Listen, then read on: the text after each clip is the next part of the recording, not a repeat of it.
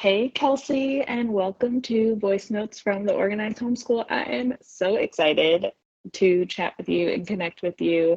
I can't wait to learn all the things from you around homeschooling. So let's just jump right in. We can start off by you sharing more about yourself, introducing yourself. You can share whatever you feel comfortable sharing in terms of maybe your background and anything that comes to mind that might be relevant to me as we have our chat, and then also about your homeschool. So, how long have you been homeschooling? How many children and their ages, maybe even like the style that you use in homeschooling, and then we'll go from there.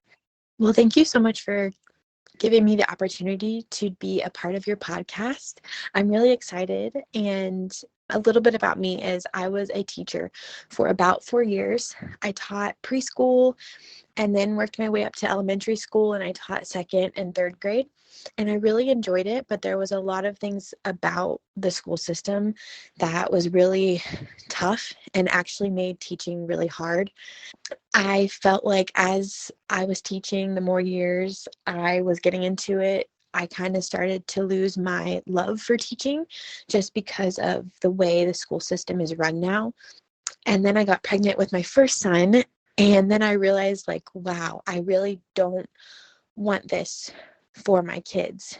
A lot of reasons, but some of them being, first of all, the safety and having to do safety drills multiple times a month as little elementary kids is just, to me, that is just not fair. That's not what their school life should be about.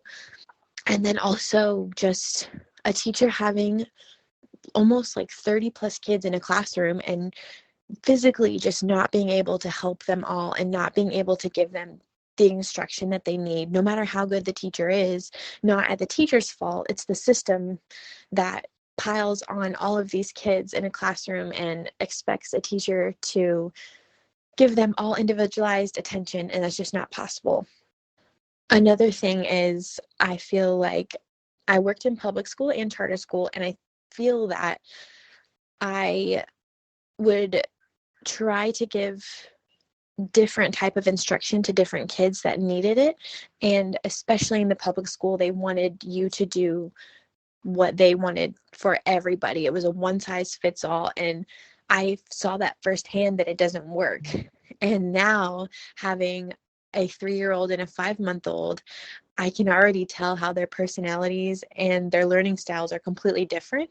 And so I know that they will hopefully thrive in our homeschool because they will have the opportunity to be able to learn in different ways and to be able to learn in ways that make sense to them. Also, I don't know if you can edit this, but I don't think I really introduced myself well. I just kind of went on a tangent, but I'm Kelsey, and I was a former teacher. I think I already said that. And I have a little boy who's 3 and a little boy who's 5 months old. We currently live in Florida, but I am a military spouse, so we have the potential to move around different places, which also makes homeschooling really fun because of all the experiences that we get to have. I'm trying to think of the other questions that you sent. I will get back to you on the rest. Nope, that was it. I just wanted to start things off by you introducing yourself. So that was perfect. I am also a former teacher, a former principal, and I 1000% agree with everything you said. It's really sad the way the system is set up and that it does not support the things that you talked about, like the individualization for each child. It doesn't support safety and well-being for a lot of children. And so it's a huge reason as to why we started homeschooling too. And you mentioned like you just went off on a tangent, but it's funny because that's my first question is like, why did you decide to start homeschooling? So I feel like you gave a pretty big reason why, but if there's more to it, definitely feel free to share that and talk to me about like what a typical day looks like. So first, I guess last year maybe your son was 2 or 3, and so now you'll be continuing with preschool for him, and then your youngest, of course, just meeting those developmental milestones, I'm sure, is a big focus. So let me know what like a typical day, week looks like, or if you're just kind of getting into it, what you're planning for it to be. As you were a principal, I'm sure you saw even more to the school system than I did. So I would also love to hear what you have to say about the administration side of everything as well. I feel like there are a lot of reasons why we decided to homeschool. Also, the flexibility of being able to learn anywhere, which is really cool. And you can take things outside, you can take things on a road trip, so many different options, which we really want to incorporate that into the future. As far as our day goes, I am so blessed that my 3-year-old loves learning and he loves doing lessons. And so he wakes up in the morning and he will ask, "What are we learning about today, Mama?" And so that really makes me so excited to plan things for him and to get things ready for him that are going to help him grow and help him have fun. And so when he wakes up, we start our day Monday through Friday with a morning basket because I really want to limit screen time, especially first thing in the morning. And so that has really helped with that. And I switch out the toys and activities in his morning basket weekly so that he has new and not necessarily new, but rotated toys and activities so that he can play with new things and that are going to keep him entertained for longer because they're different than what he normally plays with. And then we'll have breakfast. Sometimes he likes to help me with that. And in the midst of all this, the baby is either going down for a nap or waking up or needing to feed. And so we kind of just incorporate him into our schedule too. After breakfast, we do a little circle time. So we'll do the weather, the date. We work on a Bible verse, and it's been really fun to see my 3-year-old memorize scripture where I never really realized that that would be something that he would be able to do, but I've been really impressed with that. And I really love bringing in God first thing in the morning with him. We also do like a couple of songs just to help him learn the months of the year and the days of the week. And it's just a fun way for us to sing together and have fun during our circle time. So that's pretty much like a quick little introduction to our lesson. And then we get into the lesson, and usually almost every day I have a read aloud that is based off of whatever we're learning about. So for today, for example, we're learning about the moon. And so we read the story, If You Decide to Go to the Moon, and we kind of had a conversation and a discussion throughout the book about different things that we didn't know about the moon and different questions that he may have. And then after that, I actually make my own curriculum for him and I sell it on TPT if anyone is interested. But I normally just have like some light math work and some light literacy work. So we did a Moon I Spy worksheet that I made, and we also did a moon counting match worksheet that I made. And that's not anything, and even if he doesn't want to do it, I don't push it because he's only 3 and I don't want it to be a bad experience for him. So then after that, I try to have a couple of hands-on activities. So today we did a moon rock search. So I just got pieces of foil and I wrapped magnetic letters in them and I hid them around the house, and then he went searching for them, and that was really fun. It got him moving. He would say the letters as he opened them up, and he was really excited about that. And then we always try to do a craft too, because that's something that is a new thing that he's interested in. He hasn't always wanted to do art, but he now is really into it. And so I want to definitely make sure that we are doing things that he's interested in ways also that he can express himself through art. So we did a little moon art craft, and then the last thing we did was a little science experiment. We don't do that every day, but today it was fizzy moon rocks, which is really fun. And he asked to do it over and over again. And some days he'll ask to do something over and over again. And some days he's like, I don't want to even do this one time. And so we kind of just go off of how he's feeling during the day, because I want it to be a good experience and a fun experience. And if he's enjoying it, then he's getting more out of it as well. And not every day looks like that. This is just an example of today. Some days we don't do necessarily worksheets and hands-on activities. Some days we are cooking together, or some days we are going and hanging out with friends, and he's learning how to socialize and share and how to interact with other kids. And so every day is different, and we just take every day how it comes. And I used to think that if I wasn't doing what I was doing normally do in the classroom, that it was a fail. And I really struggled with that. And recently I've kind of come to realize that that is not what's important here. And the most important thing is connection and building relationships and spending time together. And while all the other things are important, that's really the meat of what I want to get from this whole experience, especially in the early years. Okay, I love this so much. And it sounds like you have a really good flow going and structure set up so far for your homeschool. I also think, you're like, I'm so lucky that he loves to learn. I think part of him loving to learn is what you're doing. So take some credit for that too, that like, you making it fun and you not pressuring him, that is why he has that love for learning, and you putting things that he's excited about in front of him and doing things together, all of that actually really matters. So definitely give yourself a pat on the back, take some credit, because you're making the love for learning grow inside of him. So I love that. Two things I'm wondering. One is, do you plan? I know it sounded like maybe you're saying kind not necessarily, but is there any lesson planning happening? If so, what does that look like?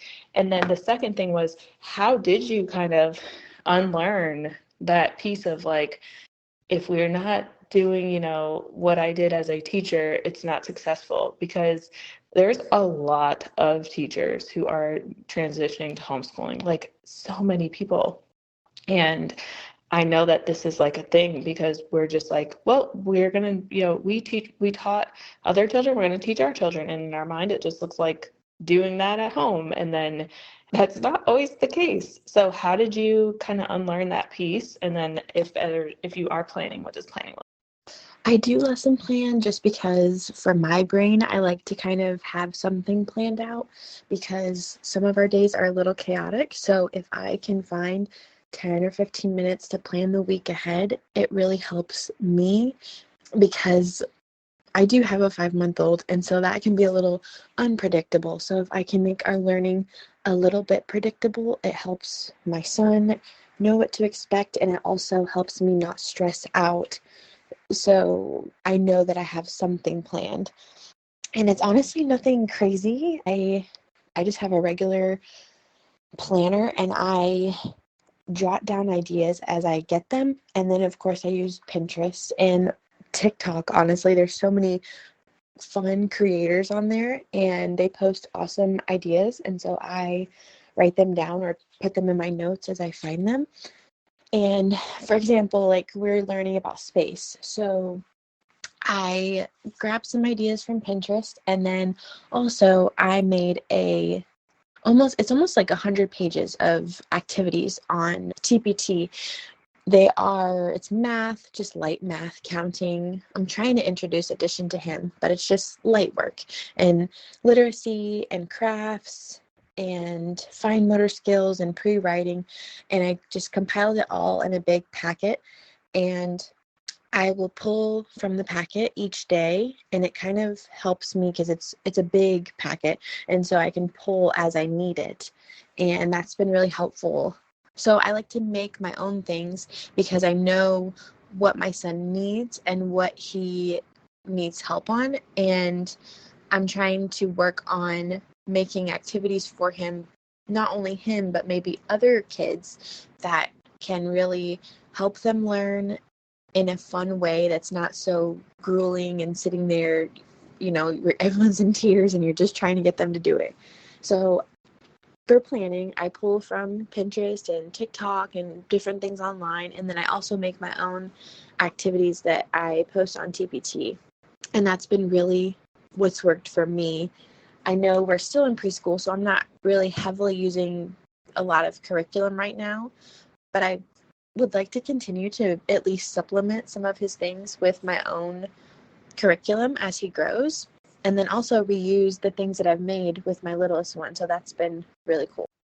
And honestly, I am still unlearning how to let go of just having everything a certain way, and how having everything the way it was as when I was a teacher. Because when you think about it, you get trained and you are in the classroom for so long, and you have it in your brain that things have to be a certain way. So I'm still unlearning that. But some things that have helped me is there's actually a wonderful homeschool coach on TikTok, and I met her on TikTok, and she has been so sweet, and her name is Christina, and maybe you can tag her in the notes, but she is awesome. And I was having a really rough day, and she reached out to me and reminded me that homeschooling is a sanctifying journey for both the mother and the child. So we're all learning here. And also, what has helped me a lot is kind of taking a step back from social media, because social media can be very daunting, and you feel like everyone is doing all of these cool and exciting things, and everyone is having these most, these wonderful learning moments with their kids every day. And social media is just the highlights. That is not real life. And so taking a step back and actually posting real life moments for myself has really been helpful, because that it's not always like cut and dry. There's always going to be days and moments in every day where it's hard and it's not working. And I think as a teacher, I think you probably know this, you have so much pressure on you to be almost perfect, and to have every kid learning and enjoying everything, and to be on level, and to do all these things. And so I'm still unlearning that. But just taking a little bit of time every day and understanding and kind of giving myself a little pep talk of, this is not public school. You kind of have to tell yourself, this is not public school. You are not a teacher to 25 kids. You are not under a district with all of these different guidelines. You are teaching your kid, and their needs come first. And sometimes their needs are, I need to have a little bit of a meltdown to kind of work through this. And another thing that Christina reminded me is that the hard days are when you grow. That is when you see your growth. You don't grow when everything is smiles and laughter and all. That's wonderful. Those are wonderful times, but the growth happens when you're having hard days, and when unfortunately sometimes you and your kid are in tears. That is when you're growing. So if you can remind yourself that the hard days are more important, because those are what is making us both better. Because I've never homeschooled before. My son has never even been in school before. So we are both learning together. And even though you're the mom and you're the adult and you're the one in charge, you are still learning, and you have to give yourself grace. Okay, I love all of this, and yep, I can totally still relate. But I love how you're like, even if I only had 10 to 12 minutes, I'm planning each week to just make sure that you know what's coming, that your son knows what's coming. I was homeschooling last year with a young baby too, so I get the unpredictability there and how to make it somewhat predictable. I appreciate the honesty, like around social media. Sometimes it is just real. We're humans. Like we can compare. We kind of just without thinking are comparing, because we're trying to relate to people, and with that comes some level of comparison.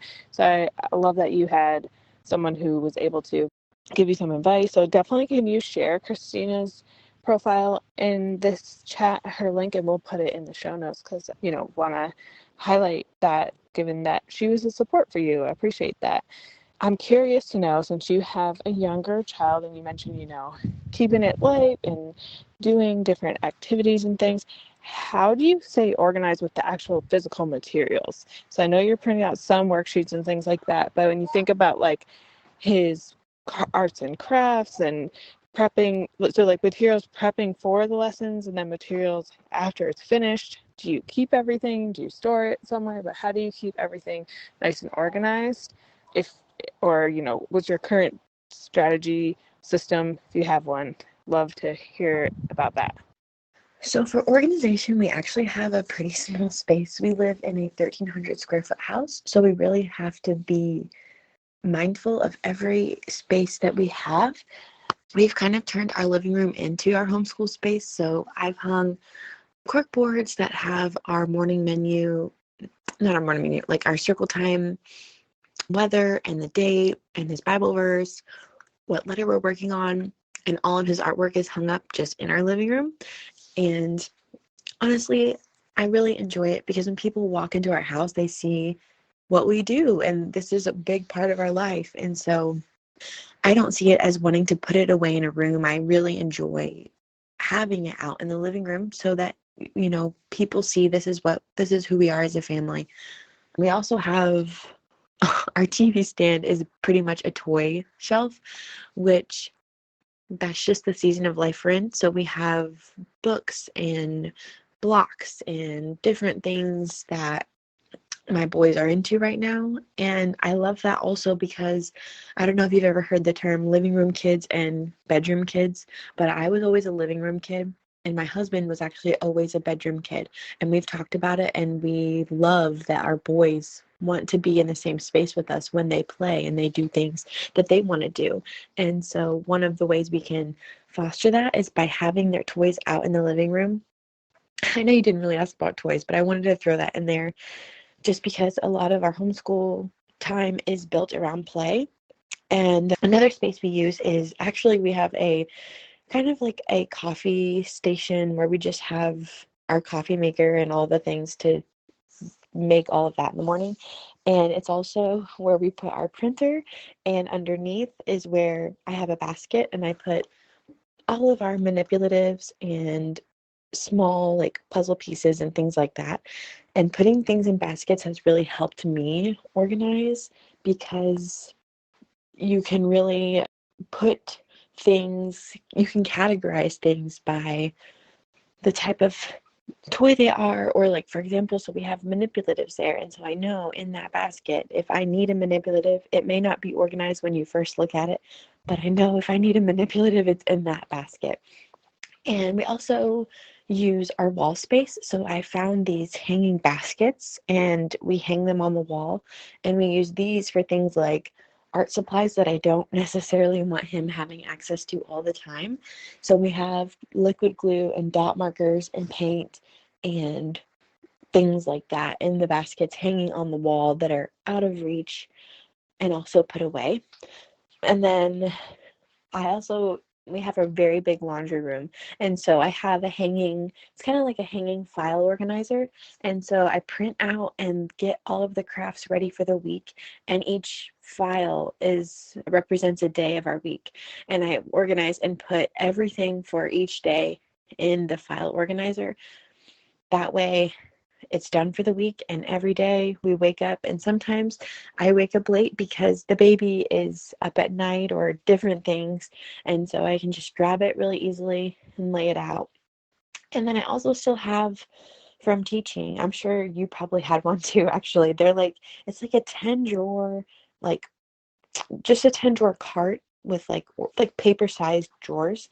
And so I store construction paper and scraps and different workbooks that we use and things that I have laminated in the past that we reuse, like letter cards and things like that. And I think that's pretty much it. As far as books go, we have so many books because, when you're a homeschool family, and even when you're not, you see a book and you want your kid to have access to their own books at home. The library is great, but we love our own books, and so we store them in my son's closet. We have bins for them, and I have them all in bins in his closet on a shelf so he can't get to them. We have a lot of them out, but we have to put some away or it would just be very chaotic. So that's kind of how we organize things in our house. It's definitely not perfect, and I'm probably going to have to revamp it once my baby starts crawling because there are definitely things that are not going to work once we have a crawling baby. But for now, that's what works for us. Oh my goodness. The crawling baby is so real. Our son started walking probably like a month and a half or so ago, maybe a month, I'm not sure, but life with a walking child, and like he is so much more adventurous than my oldest, where like he doesn't just crawl, he climbs. So there's that too, opening all the doors, climbing on everything. So yes, I am doing the same. I think my schedule is that not next week, the week after is my organization week before the school year kicks, like before we get back into like full-fledged school. We will be taking everything out of our homeschool space and putting it back in a far more organized way, where like the bottom shelves are things that the baby can be fine with, because he's already eaten Play-Doh and chalk, and I'm like, I'm a horrible mom. What am I doing? My first never had these things, and now I'm just like this poor second child. But back to the organization, I appreciate all the things that you shared. Your teacher organization skills are totally coming in handy, and I feel the same way. I loved an organized classroom, and so now I love like our organized homeschool space. It's funny because it is not as organized as my classroom, and I'm like, I'm ready to step it up a notch this year. But thank you for sharing like how you're organizing a small space. I'm sure that will resonate with a lot of people, because we all have different living situations, and so I love that you have all those different strategies for different spaces in your home to make it work. And yes, for the baskets for the win. I have baskets. I'm similar. Like I love a good basket, and definitely have the drawers that pull out that are paper size. I was actually, as you were talking, I was like, oh, I used to have the 5-drawer one for each day of the week as a teacher. I'm like, I might need to bring that back for something. So thank you for bringing that up, because I am, like I said, I have a couple weeks and then I'm reorganizing. So that will probably be on the list. Okay, let's shift gears just a little bit and talk about community. So I know your kids are still younger, but still, like, what are you thinking about, and how do you bring in like socialization? That's always a thing, in community. What do you do to get them around other kids and playing and forming those relationships? First off, you are definitely not a bad mom for you didn't let your kid eat chalk. You missed it that he ate chalk and Play-Doh, because my son he's 6 months old today actually, and we were at the splash pad this past week, and my son was eating a popsicle, and my 6-month-old just completely grabbed it out of his hand and started eating it. And with my first, I think I would have completely flipped out if that happened. So things just happen, and I honestly think it makes them tougher for it. So you're definitely not a bad mom. I love that you have a time planned out for you to organize in your schedule, because I definitely need to do that, because I'm very much like you, where I like a schedule and to know when I have time to do things. And so that's something that I'm definitely going to start implementing at our house. As far as community goes, I feel like we are always out and about doing things. One of the things we do weekly is story time at the library. It's free, and there's other kids that are my son's age, so he gets to interact with his peers there. And then also our church has a homeschool co-op, and it starts at age 4. And so since my son is almost 4, he's able to start going to that twice a month. And so it's for his age group, they just do arts and crafts, and then the moms go to a meeting where they fellowship, and I'm pretty sure there's a teaching, and they're able to talk with other homeschool moms. And so I'm really excited for that, because like I said, I taught for so many years, but this is really the first time I've homeschooled. So I'm really excited to talk to other veteran homeschool moms and hear their struggles and hear how they overcame them and all different things like that. And I think it'll be really great for my son, because it's a little more structured than a story time. And so it's not crazy structured, but I think, it'll be good for him to also be in a kind of like a classroom setting without me. So I think it's going to be good for both of us. And we also have quite a few families around us that are choosing to homeschool, and they have kids around the same age as my son. So we get together pretty often and just go to the splash pad or go to each other's houses and just let the kids play and work things out, because at this age it's so important to let them work things out and figure out how to problem solve and figure out how to get along, and not always having the adults intervene. That's something I've definitely had to work on, but it's so important, especially for like 3 and 4 year olds, and even, and that is something that I'm definitely wanting to make sure that we prioritize, because I feel like that is one thing in the school setting where kids learn to problem solve with other kids. They learn to work through things and, fighting and different things like that. They figure out how to get along, and how different people think, and you think differently than someone else, and you're not always going to agree. So I want to make sure my son is in those situations so that he's able to gain those skills of just, socializing with people that maybe you don't get along with, and how to handle things like that. Okay, I love this, and I love that it seems like it was fairly easy for you to find community because you're already like a part of your church community, and it also seems like, the library, I'm excited to start using that again because now my son is 1. When he was a baby, wasn't really as, it wasn't really useful, right, when you're an infant. But now that he's 1, sitting and listening to stories and things like that, I'm definitely excited to do that this year more with him. But I love that your church has community for both yourself and your children. That's huge. Okay, so let's switch gears to talk a little bit about resources, and like, what's a resource that you're using right now that is just super helpful for you, one that you would recommend to other homeschooling moms. Would love to highlight that and share a little bit about what it is, how you're using it, how it's been helpful to you. I feel like there are so many different resources, and I know this is probably one that a lot of people know, but I love using Teachers Pay Teachers, because when you buy something off of there, you are supporting a teacher or a homeschool mom, and there's so many good resources. There's a lot of free resources too.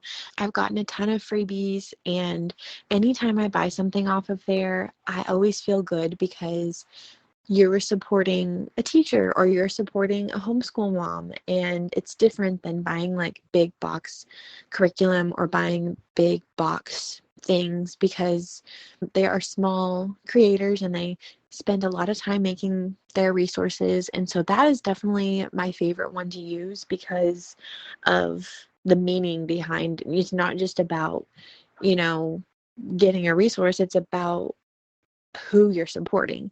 And they have, I'm sure you know this, and I'm sure most everyone knows this, but they have everything from math to science to reading, from preschool to high school.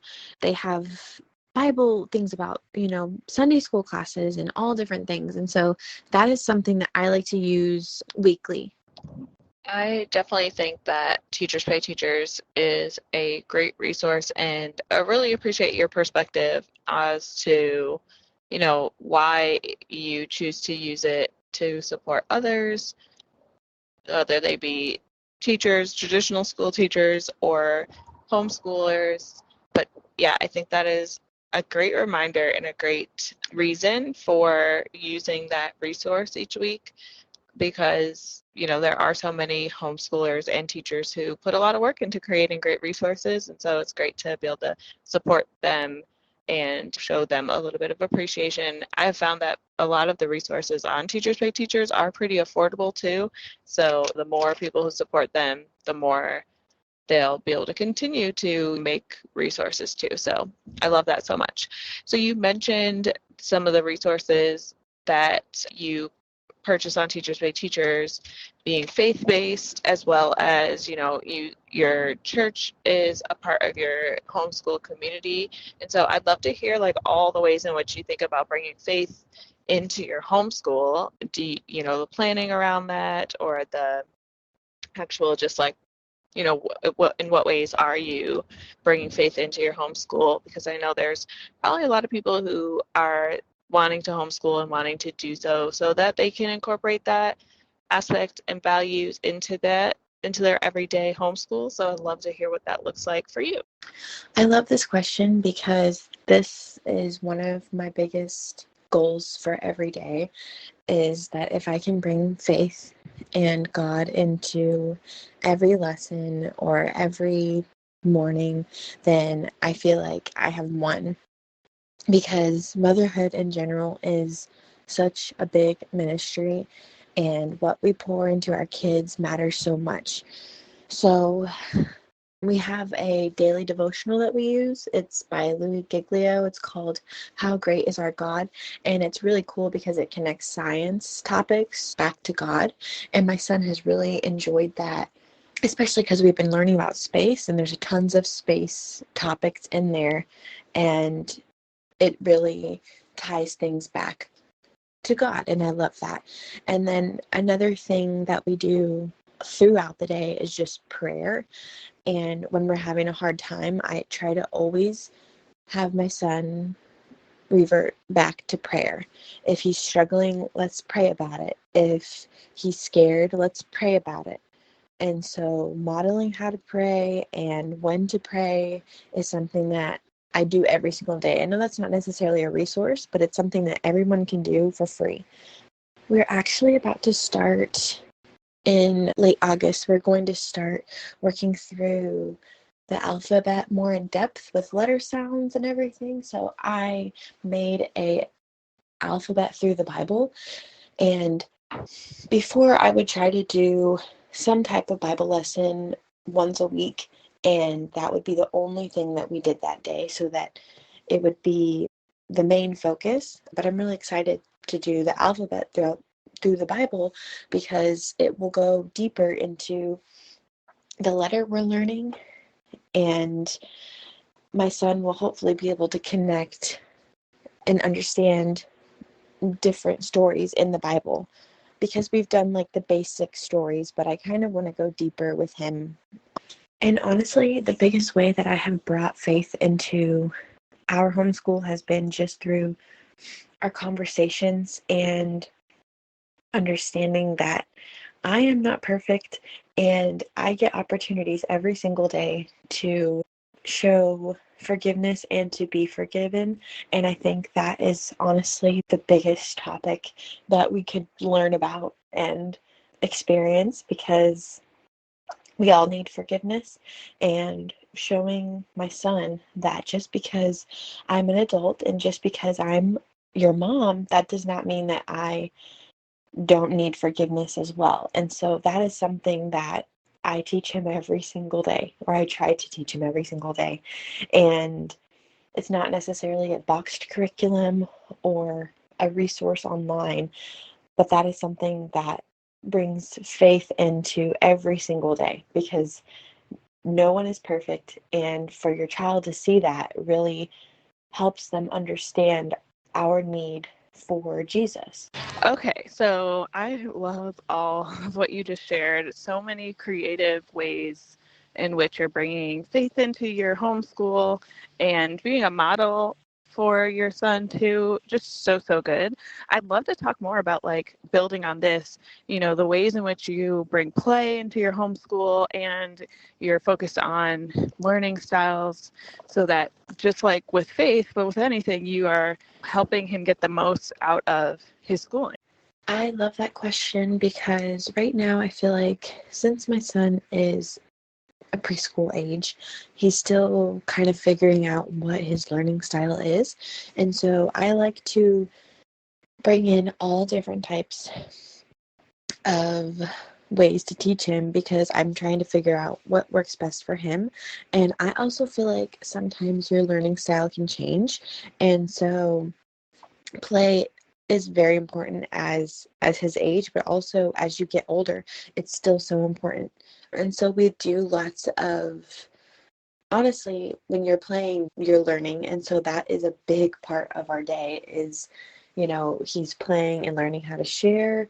He's learning how to build things and be creative. He is playing sports and different things like that. And then as far as lessons go, I like to do some kinesthetic learning, because he is definitely an active little boy. And so anything that involves running around the house, like scavenger hunts or going outside and using chalk instead of writing on a piece of paper, that really works well for him. And then we do a lot of read alouds, and so I'm trying to work on his listening skills and reading comprehension as he's listening to a story. But I try to hit everything, and throughout the week as I'm planning, I try to keep that in mind as I'm planning, to try to see what are some different ways that I can hit all of the different learning styles and see which one resonates with him the most. I also think using different techniques throughout the week helps for the whole family when you're homeschooling, because even though right now my littlest is a baby, I can already tell he is completely different from his brother. And so I want to be able to teach them both in a way that challenges them, but also helps them thrive in the way that they learn. And so sometimes, my youngest might thrive in a lesson that is taught a certain way, and sometimes my oldest might thrive in a lesson that's taught a different way. And I think that's really good for them too, because when they get out into the real world, they're going to have to be able to use their strengths and their weaknesses to work through problems. And so that all starts at home, and it's so important not to just cater always to what they need necessarily. I think it's important to kind of challenge them in ways that they're not necessarily comfortable with learning in that way. I hope that made sense. We have been going through it with the sleep and just all of the different things with the baby and reflux, and so sleep is a little bit lost over here, and so my words might be a little jumbled, and so I apologize. So if there's anything that you need me to clarify, please let me know. Oh, this is really good, and I appreciate just like how thoughtful you're being about both of your children's learning style.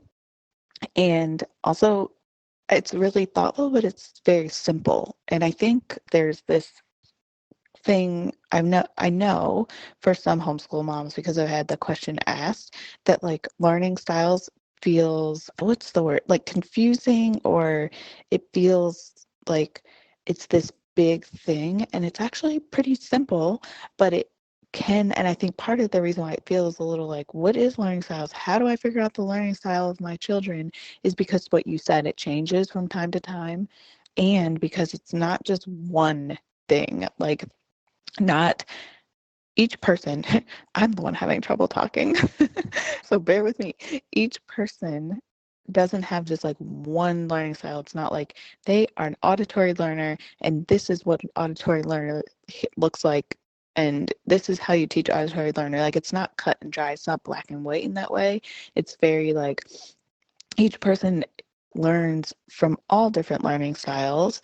They like use a mixture of all the different modes of learning, and it's changes and morphs and evolves, and it might be like this one activity that was highly kinesthetic really worked, and then another activity that was highly kinesthetic just like didn't do as well.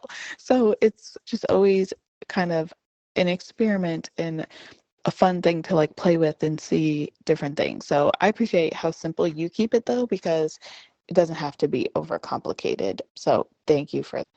Okay, I have a kind of a random question. What's a time that you felt like you failed in homeschooling, and like what happened? How did you get over it? And I always have to preference when I'm saying this, because there's no such thing as failure, but for the use of that word, I'm just going to stick with that. But like, what did that look like? What did you do to get through it? What was your lesson learned? All of that. Because, yeah, I'll just stop there and I'll let you share, and then we can chat about it after we hear your story. I'm just going to speak regularly without the headphone because I don't want to make it where you're not able to hear me well. There have been so many times when I have, quote, failed. And one of the most recent ones, and one of the times that happens like, more than once, is if my son doesn't want to do an activity. And it's so hard not to take that personally, because you do spend a lot of time planning, and I make a lot of his activities, and I spend so much extra time that I don't have to make sure that he has fun. And when he doesn't want to do it, sometimes I'm like, oh my goodness, that was a fail. Like, and so I tend to want to like try to encourage him to do it. And I think that is where I need to work on. And that is definitely where I lack, is where I want him to do it. And so by kind of forcing him, it never works out well. And so something that I have done is I literally just take a step back, like physically take a step back from the situation and take a deep breath and look at it from his point of view and look at it from a bigger picture. Is this the end of the world? If we do not do this activity, is he going to be behind in his learning? Is the rest of the day ruined if we don't do this activity? And 10 times out of 10, the answer is no. So trying to give myself a pep talk and then honestly praying about it in the moment has really helped me feel grounded in what is truly important. And so I feel like as homeschool moms, there's a lot of pressure for if your kid is enjoying their homeschool experience or if their kid is thriving in their homeschool experience. If they're not, or if they have a day where it's not the greatest or they're not enjoying what we're doing, then there's a lot of pressure on the mom because you feel like it all lies on you. And so that is something that I really struggled with. And I think also being a teacher, there's always pressure in the classroom. There's pressure from the district, there's pressure from administration. Is your student, are they on level? Are they testing well? Are they focused? Are they out of control? And you have behavior issues. All of these things have to be in line, and it makes you feel like you're not doing a good job if all of those things aren't cohesive. And so I feel like I've been brought up teaching a lot in this conversation, but that was a big chunk of my, working life. And so it's hard to switch over because a lot of times I feel like people think that teaching is the same as homeschooling. And in my opinion, in my experience, it is so different. And I know I've gone on a tangent again, but I hope that explained everything well. Kelsey, we love a good tangent around here. So please go off on all the tangents and share all the things.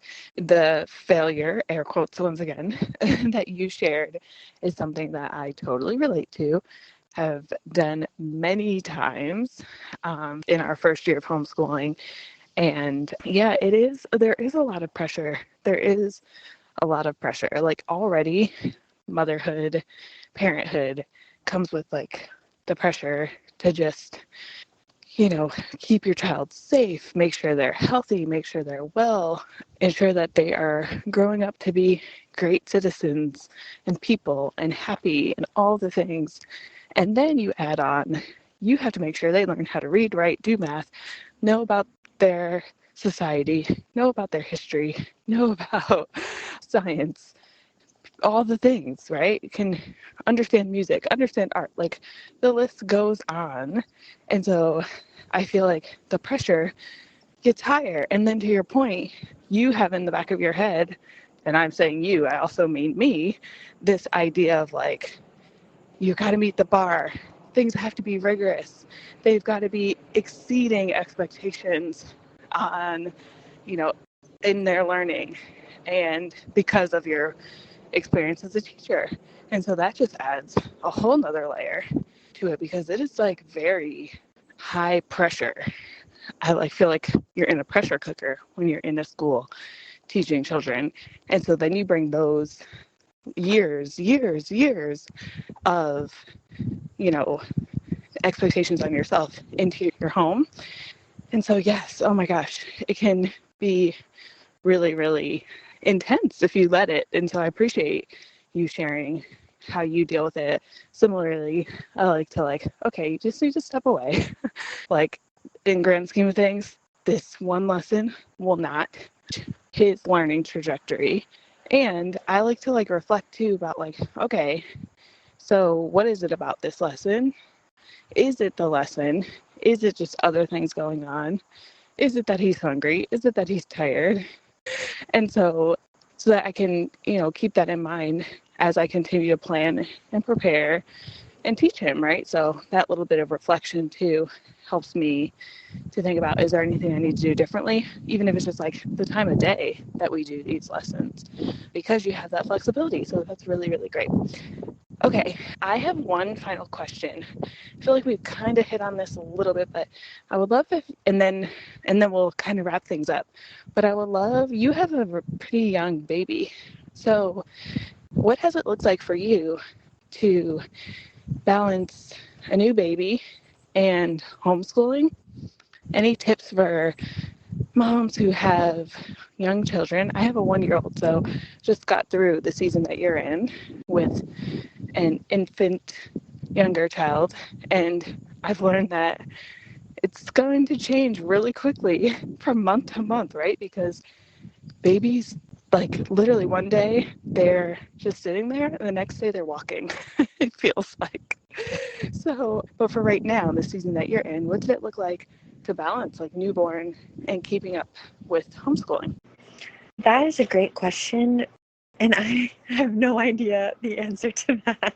Honestly, every day is so different, and something that worked yesterday, try it again, and it does not work the next day. So I think the biggest thing that I have learned with having a baby and a little one that I'm trying to homeschool has been just to roll with the punches and to not get so hung up on the schedule, and to not be so hard on yourself, because physically and mentally it is so much to have a baby, and postpartum lasts.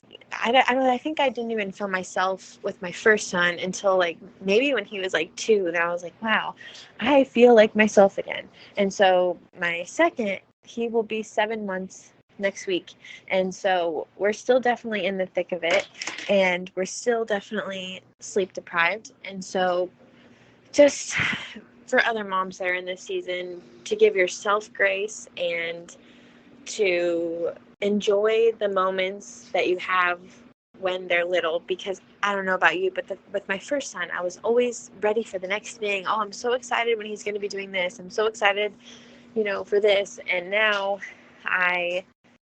with my second, I'm like, oh, I'm just soaking it all in. And if I don't get the lesson planned for the week and we only do homeschool a couple days during the week, or if we don't finish the lesson because there's a lot going on and now I'm pumping, and so that just adds a whole another layer, and so just know that it's okay, and I have to tell myself that it's okay, and that our homeschool looks a lot different than what it will look like in a couple years from now, and I'm trying to enjoy every minute of that, and kind of changing my perspective of not seeing it as, oh, we didn't get that done, or oh, this isn't perfect, or this lesson did not turn out the way I wanted it to, or I didn't get to teach this in the way I wanted to because of a million other things going on. I'm trying to change my perspective of, my baby got to sit for our read aloud today, or my son stopped what he was doing to go kiss his brother, or we were sitting reading a story or doing an activity and my baby started crawling, and we all got to sit there and be together as a family and enjoy these moments. And so that would be my biggest advice, because it's definitely tough, and there are some days where not a lot gets done, but we are together and we're doing it together, and I try to soak in everything. I also wanted to say that comparison is the stealer of joy. And so social media makes it really hard to, I think I already mentioned this, but social media makes it really hard to make you feel like you're doing enough, because everyone is posting their highlight reels on social media, which is great. And I love to see everyone's days and their activities and all the things, but it's hard because it makes you feel like you're not doing enough. And so I have had to take a step back a little bit sometimes, so that I, can kind of just get back to reality instead of just seeing out all these things and thinking that I'm not doing enough. And so that would be another tip that I would have, is just protect your peace. And if that means taking a step back from social media or whatever it may be, protect your peace and your family's peace. I've enjoyed doing this podcast with you so much, and I feel like if we were in the classroom together, we would have had so much fun.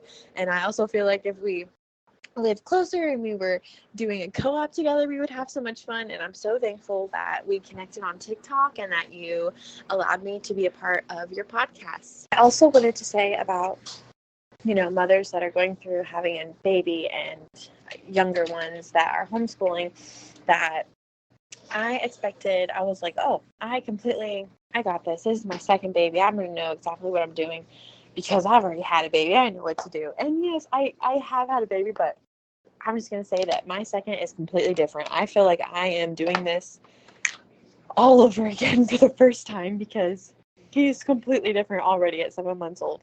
And so that's been another tough thing. And so I just wanted to mention that because I've had a few people say, like, just in passing, oh, this is your second one. Oh, you got it. It's your second one.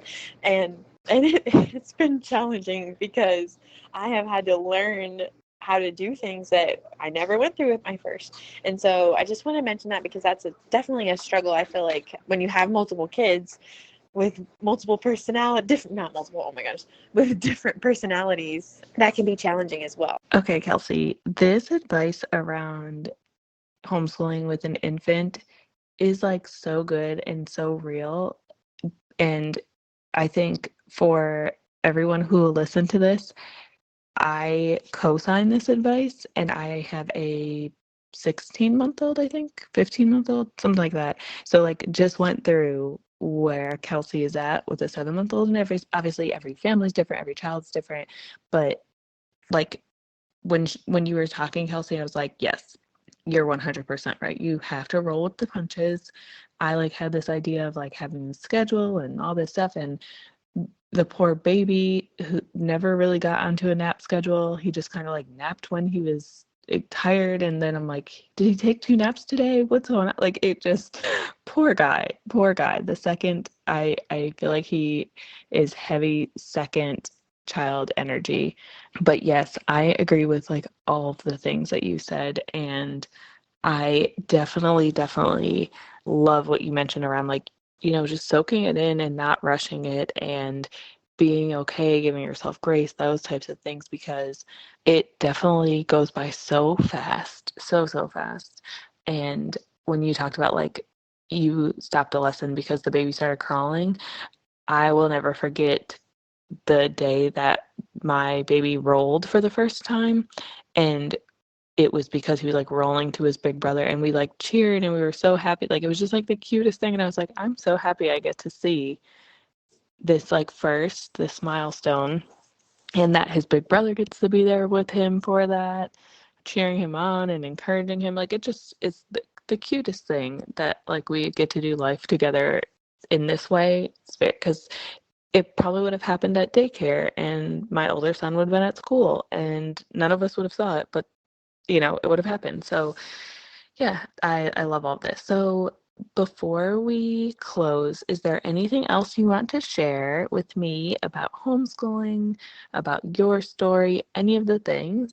And then also let us know, for everyone who will listen to this, where they can connect with you, check you out, reach out, however you want, whatever you want to share, social media, all of that, anything you have going on that they should look out for coming up, that type of thing.